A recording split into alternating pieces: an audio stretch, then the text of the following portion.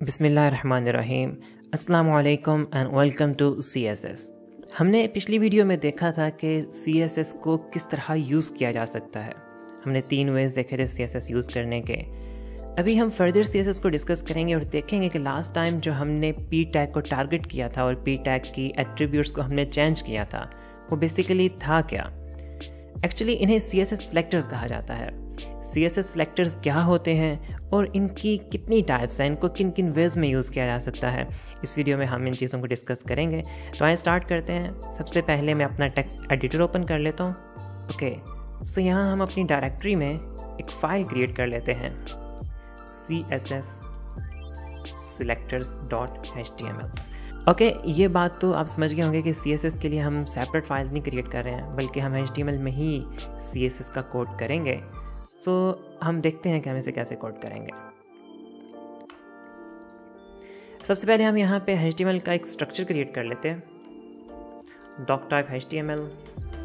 HTML में सबसे पहले हमारे पास हेड आएगा। Inside head we are going to use title tag, CSS selectors and then we have body. Okay, हम यहाँ पे ना हेड टैग में CSS यूज़ करेंगे। सो उसके लिए हम यहाँ पे एक स्टाइल का टैग लिख लेते हैं और यहाँ पे हम अपनी CSS लिखेंगे।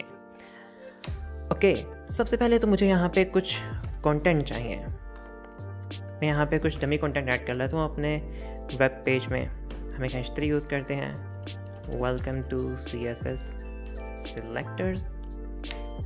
और यहाँ पे हम CSS सेलेक्टर्स के नाम लिख लेते हैं जिन CSS सेलेक्टर्स को हम यहाँ देखने जा रहे हैं। तो उनके लिए हम एक ऑर्डर्ड लिस्ट यूज़ कर लेते हैं। सबसे पहले जो सिलेक्टर हम देखेंगे दैट इज़ एलिमेंट और टैग सिलेक्टर। सेकेंडली हम जो सिलेक्टर देखने जा रहे हैं that is ID selector. And third जो हम सिलेक्टर देखेंगे that is class selector. Okay, उसके बाद हम जो सिलेक्टर देखेंगे that will be attribute selector. Selectors हमारे पास बहुत से हैं, इवन यहाँ जो मैंने 5 लिखे हैं, इसके अलावा आई थिंक 15 to 20 सेलेक्टर्स हैं। फिर बेसिकली उसमें डिफरेंट वेरिएशंस आ जाते हैं उनको यूज़ करने के, तो उन चीज़ों को बहुत डिटेल में हम डिस्कस नहीं करेंगे। जो मेजर सेलेक्टर्स हैं, मेनली सेलेक्टर्स जो कि बहुत ज़रूरी हैं, जिनको देखना है इनिशियल लेवल पे, उनको हम अभी डिस्कस करेंगे इंशाल्लाह with the passage of time. जब हम लेटर ऑन आगे प्रोसीड करेंगे तो जहाँ जहाँ हमें ज़रूरत पड़ती जाएगी फिर हम उन चीज़ों को भी डिस्कस करेंगे जो अभी हम स्किप कर रहे हैं। तो यहाँ पे मैंने 5 टाइप के सेलेक्टर्स लिख लिए हैं। हम इस पेज को प्रीव्यू करते हैं अपने वेब ब्राउज़र में। सो देयर वी गो, हमारे सामने एक अनऑर्डर्ड लिस्ट आ गई है। अब हम इसको डिज़ाइन करते हैं CSS में। ओके, और मैं 1 by 1 आपको ये सारे सेलेक्टर्स बताता जाऊँगा। एलिमेंट टैग सेलेक्टर क्या है, ID सेलेक्टर क्या है, क्लास सेलेक्टर क्या है, एट्रीब्यूट क्या है।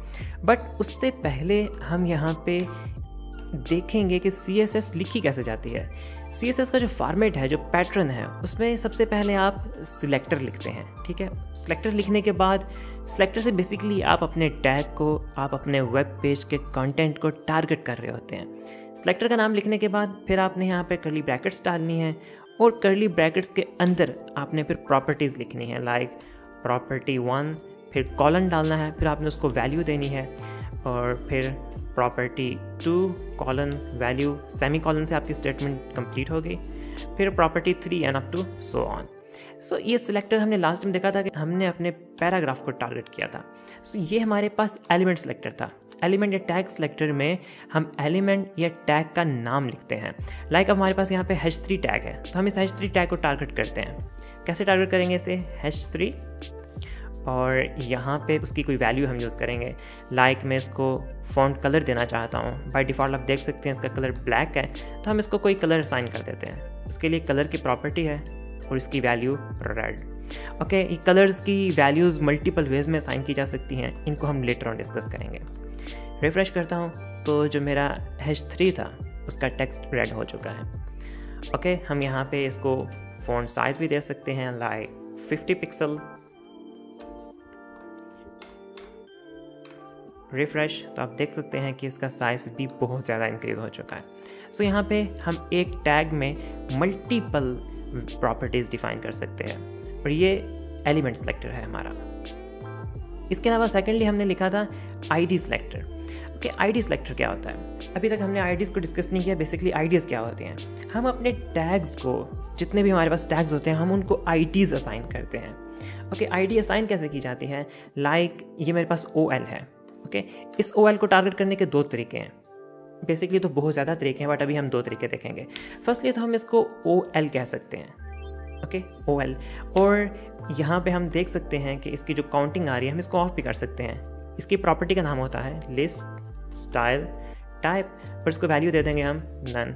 तो जब हम इसकी लिस्ट स्टाइल टाइप नन कर देंगे तो इसकी लिस्ट स्टाइल टाइप ऑफ हो जाएगी। और यही काम अब हम एक और तरह से भी कर सकते हैं। हम इस ऑर्डर्ड लिस्ट को एक आईडी असाइन कर देंगे। Basically ID is an attribute है आईडी, और उसको हम कोई वैल्यू दे देते हैं। लाइक हम इसको कह देते हैं माई OL। ओके, अब मैं इस आईडी के थ्रू इसको टारगेट कर सकता हूँ। ओके, हमने जो प्रॉपर्टी लिखी है हम इसको रिमूव करते हैं, रिफ्रेश करते हैं। आप देख सकते हैं कि इसकी जो लिस्टिंग है वो वापस आ चुकी है। अब यहाँ पे हम आईडी के थ्रू टारगेट करेंगे। आईडी क्या है हमारी? माई OL।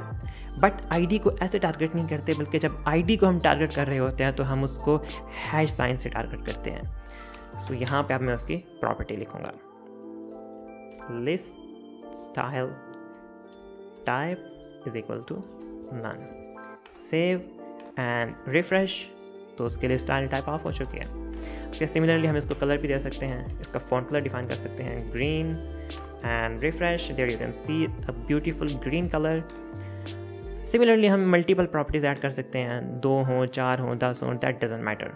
ओके, ये तो था हमारा आईडी सेलेक्टर। इसके बाद आता है class selector. Okay, class selector भी सिमिलर है आईडी की तरह। सिमिलर तो नहीं है, डेफिनेटली इसके यूजर में थोड़ा सा डिफरेंस है। वो क्या है वो हम देखेंगे लेटर ऑन, बट अभी हम देखेंगे क्लास सेलेक्टर है क्या, इसको डिफाइन कैसे करते हैं, इसको यूज़ कैसे करते हैं। ओके, क्लास सेलेक्टर भी आईडी की तरह क्लास एट्रीब्यूट से डिफाइन करते हैं। एट्रीब्यूट और उसकी कोई वैल्यू होती है। ओके, इसको मैं नाम दे देता हूँ my list item. Okay, my list item. So अब मैं इस LI को टारगेट कर सकता हूँ। ओके, अभी अगर मैं टारगेट करूँगा LI को, तो उससे मेरी सारी LIs टारगेट हो जाएंगी। लाइक कलर ब्लू, रिफ्रेश, तो मेरे सारी LIs जो हैं उनके कलर ब्लू हो चुके हैं। बट यहाँ पे अगर मैं क्लास के थ्रू टारगेट करूँगा अपनी स्पेसिफिक इस आईडी को, सॉरी इस LI को, तो सिर्फ इस LI का कलर चेंज होगा, बाकी सब LIs के कलर चेंज नहीं होंगे, बल्कि वही रहेंगे जो कि ऊपर डिफाइन है। और अभी हमने LIs के कलर ब्लू डिफाइन किए हैं, तो अब मैं यहाँ पे इस क्लास के थ्रू इस LI का कलर चेंज करता हूँ। तो मैं इसको कलर की प्रॉपर्टी देता हूँ, let's say grey. Okay, but class को भी जस्ट ऐसे कॉल नहीं कर सकते, बल्कि आईडी के साथ हम हैश लिखते थे और क्लास के साथ हम डॉट का साइन ऐड करते हैं। सो मैं इसे सेव करता हूँ, रिफ्रेश करता हूँ, तो मेरे एक LI का कलर ग्रे हो चुका है। सो ये था CSS सिलेक्टर। ओके, आईडी और CSS सिलेक्टर में डिफरेंस क्या है? आईडी और CSS सिलेक्टर में डिफरेंस ये है कि एक टैग को एक वक्त में एक आईडी ही असाइन की जा सकती है। ये बिल्कुल ऐसे है कि जैसे हमारे CNIC होते हैं। एक आदमी को, एक पर्सन को एक वक्त में एक ही CNIC नंबर असाइन होता है, मल्टीपल CNIC नंबर असाइन नहीं हो सकते हैं। सिमिलर वे में आईडी का टैग, आईडी का एट्रीब्यूट काम करता है, और आईडी के एट्रीब्यूट में आप एक वक्त में एक ही आईडी असाइन कर सकते हैं। बट क्लास में आप एक वक्त में मल्टीपल क्लासेस भी असाइन कर सकते हैं। लाइक मैं यहाँ पे स्पेस दूँ और मैं यहाँ पे एक और क्लास का नाम लिख लूँ, बोल्ड। ओके, अभी तो इससे कोई डिफरेंस नहीं पड़ेगा, कोई फ़र्क नहीं पड़ेगा, डिफरेंस नहीं होगा। बट मैं यहाँ पे अपनी बोल्ड क्लास को डिफाइन कर सकता हूँ। बोल्ड क्लास में हम अपने टेक्स्ट को बोल्ड कर सकते हैं। Okay, font with bold, save. अब मैंने अपनी क्लास को अपनी LI को 2 क्लासेस साइन की हुई हैं, एक my list item and second one is bold. तो मैं रिफ्रेश करूँगा, मेरी जो LI है वो अब बोल्ड भी हो चुकी है। ओके, सो इस वे में हम डिफरेंट क्लासेस यूज़ कर सकते हैं। क्लासेस का बेसिकली पर्पज़ क्या होता है क्लासेस बनाने का? इनका पर्पज़ ये होता है कि आप एक क्लास जेनेरिक बना लेते हैं और उसको डिफरेंट टैग्स में यूज़ कर लेते हैं। लाइक अगर मैं चाहूँ कि मैंने इसको भी बोल्ड करना है, तो मैं जस्ट इसको वो क्लास असाइन कर दूँगा, class bold, save and refresh, तो मेरी ये LI भी बोल्ड हो चुकी है। सो बेसिकली क्लासेस इसलिए बनाई जाती हैं, और एक वक्त में आप एक टैग को मल्टीपल क्लासेस असाइन कर सकते हैं। बट आईडी आप एक से ज़्यादा असाइन नहीं कर सकते। अगर करेंगे तो that will not affect your tag.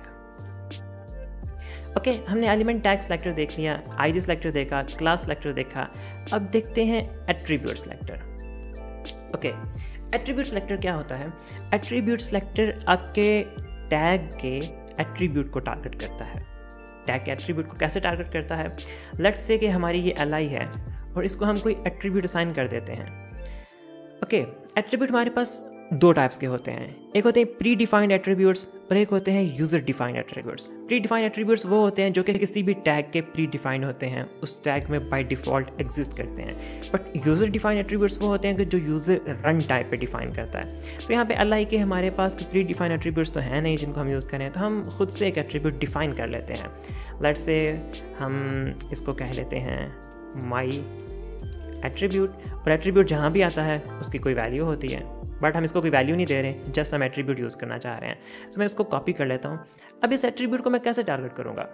Attribute जो है वो हमेशा किसी क्लास, किसी आईडी या किसी टैग के साथ टारगेट किया जाता है। तो इस li को हमने कोई क्लास वगैरह तो नहीं साइन की हुई, तो हम इसको टैग के थ्रू टारगेट कर सकते हैं। Okay, li। अब एट्रीब्यूट कैसे लिखते हैं? एट्रीब्यूट के लिए आपने यहाँ पे स्क्वायर ब्रैकेट्स डालने हैं और यहाँ पे अब आपने एट्रीब्यूट का नाम लिखना है, माई एट्रीब्यूट। ओके, इसको हम ऐसे टारगेट करते हैं, टैग का नाम लिखते हैं और फिर स्क्वायर ब्रैकेट में आप एट्रीब्यूट का नाम लिखते हैं।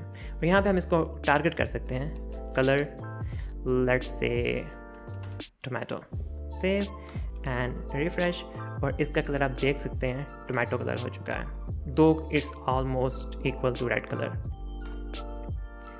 सो ये था हमारा एट्रीब्यूट सेलेक्टर। एट्रीब्यूट सेलेक्टर कहाँ यूज़ करते हैं? एट्रीब्यूट सेलेक्टर ओके, मैं यहाँ आपको यूज़ करके दिखाता हूँ। लेट्स से कि हमारे पास एट्रीब्यूट इस li में भी था और यही एट्रीब्यूट सेम इस li में भी था। ओके, इसकी वैल्यू थी 1, इसकी वैल्यू थी 2।